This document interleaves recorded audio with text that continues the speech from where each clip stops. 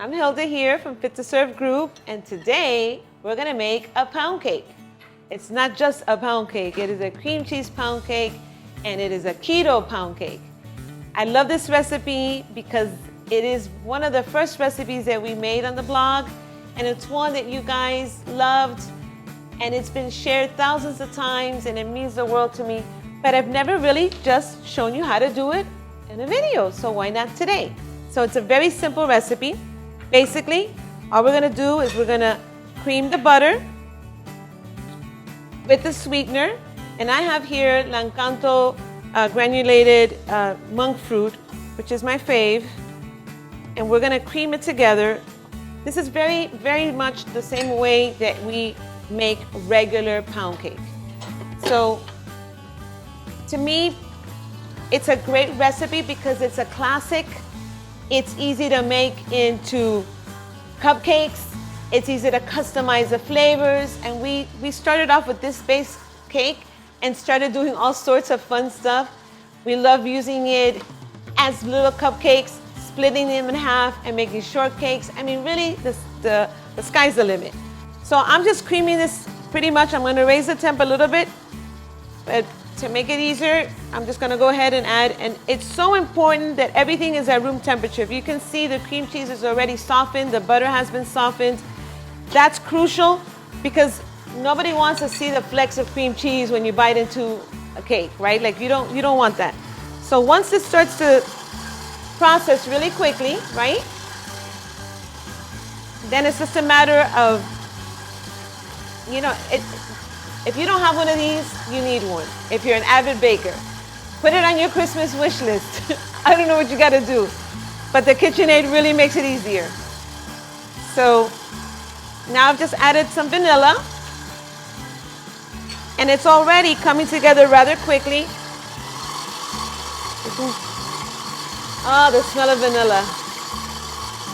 So yummy. Nothing smells like love to me than vanilla and butter and the cream cheese already coming together. So you just want to scrape the sides. Again, a lot of people are intimidated by baking keto, but there's a lot of similarities. There's just perhaps, besides the obvious change of different recipe ingredients, you're also looking at, sometimes you use them in a different order, which is kind of interesting, but it is a trial and error thing, and I can only say, trust me.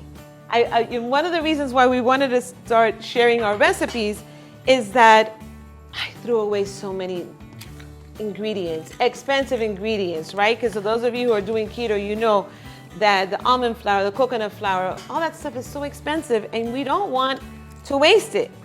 So my goal is to make sure that you guys are not having to waste it. So basically, the way you do this is you want to put one egg at a time. It's usually the standard. With a mixer like this, you can get away with maybe doing 2 at a time. But the whole point is that you want the eggs to aerate the whole batter. And it's why you want the eggs to be at room temperature, because once it hits the hot oven, it's going to rise properly. It's more crucial when we're talking about, keto ingredients. Like today, this cake uses almond flour because it's heavier.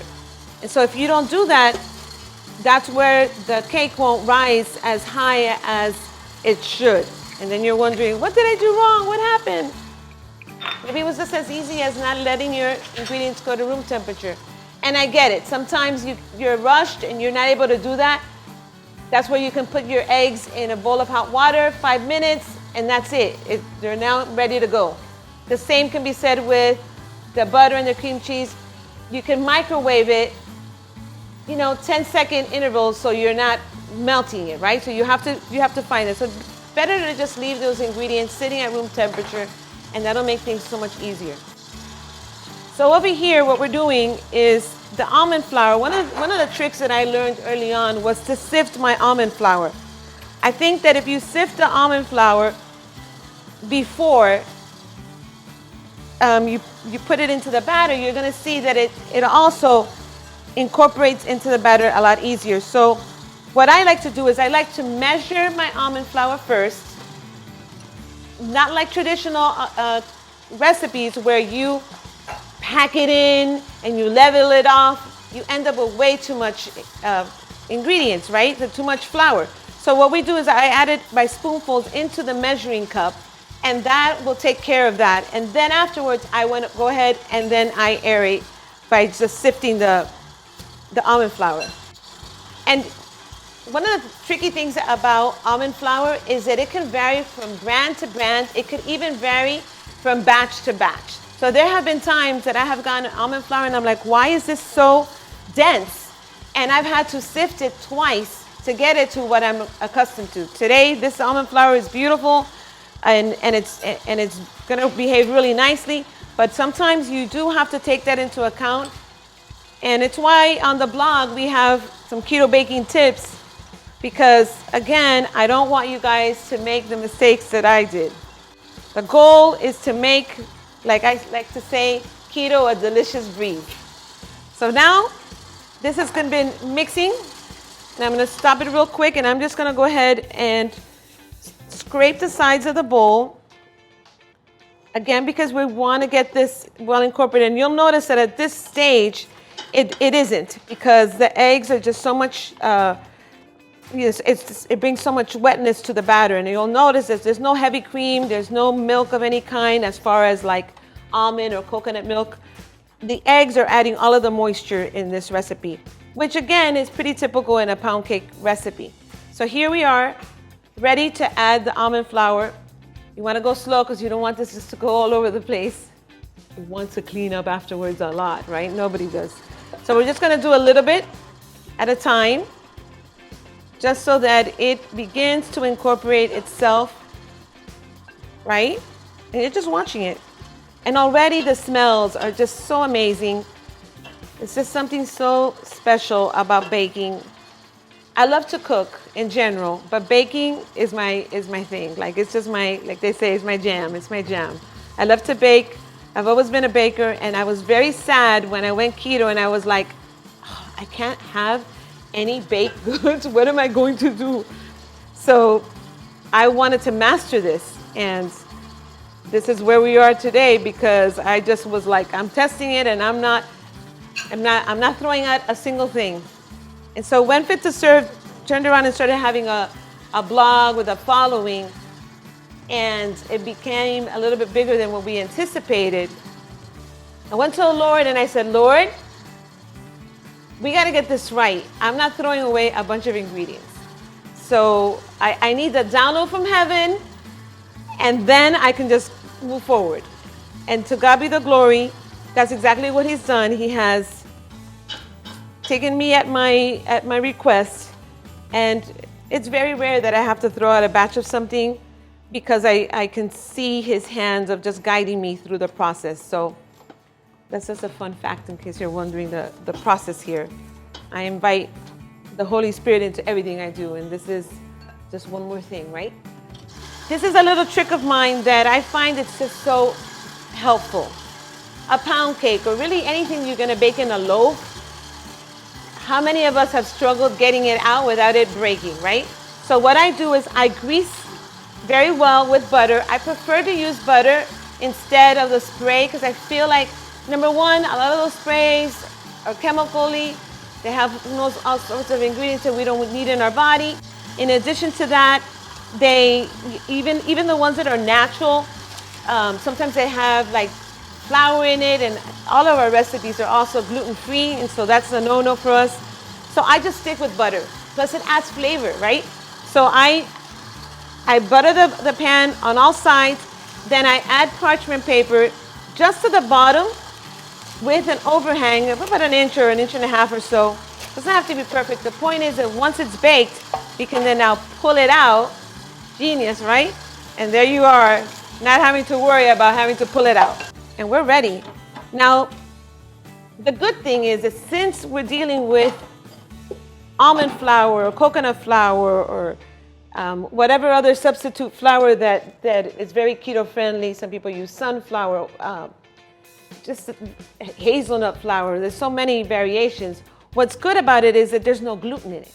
So because there's no gluten, there really is no threat in over mixing. The only time what you want to take into consideration is not necessarily the flour causing the over mixing to make the cake, like it would make it tough, basically, when you overwork the batter. Basically, what you're looking at here is something that if the eggs are overbeaten, then they can collapse in the oven. So that's why you want to have like a little bit of a balance. But look at that. Tell me that doesn't look already delicious. And yes, I'm going to lick the bowl.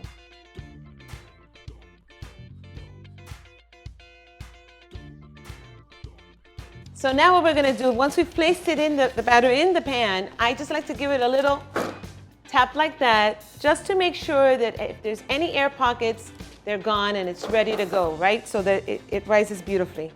And then we're gonna take it to the oven. This is the hard part, right? Waiting for it to be baked, but necessary. So we're gonna put it in here. And then now all we have to do is wait. So it's gonna be baked in 350-degree oven for about 30-40 minutes, depending on your oven. Every oven is a little slightly different. And then we have to wait till it cools before we can slice it.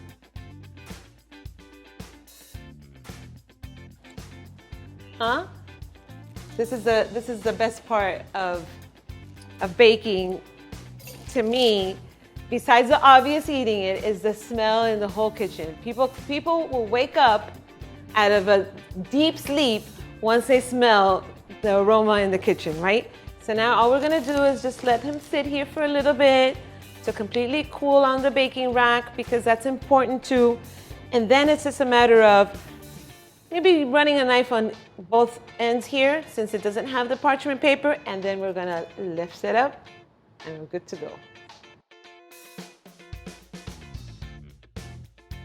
So here we are. It's had time to rest. I've already run a knife on both ends. So with my little handy little trick here of the parchment paper, look at this, look at this. Isn't that amazing?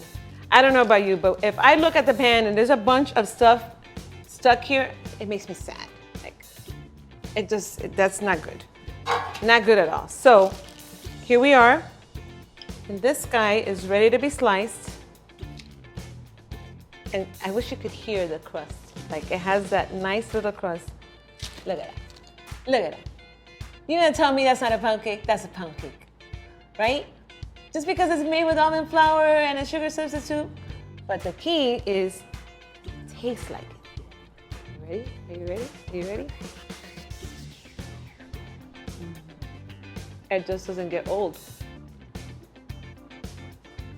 Pound cake, guys.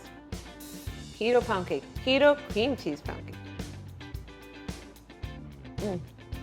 So, I hope you make this. I hope you let me know what you think. Enjoy.